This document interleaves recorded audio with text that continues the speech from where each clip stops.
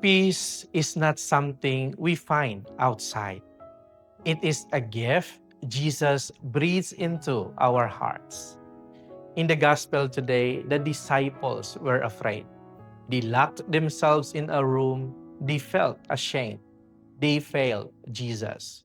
But when Jesus came, he did not scold them. He did not remind them of their sins. He simply said, "Peace be with you." Then he breathed on them and said, "Receive the Holy Spirit." My dear friends, that same Jesus is coming to you today, into your fears, your broken relationships, your silent struggles. He comes not to condemn you, but to give you peace. The Holy Spirit is God's gentle presence in your life. He heals what is wounded. He unites what is divided. He gives new life to tired hearts.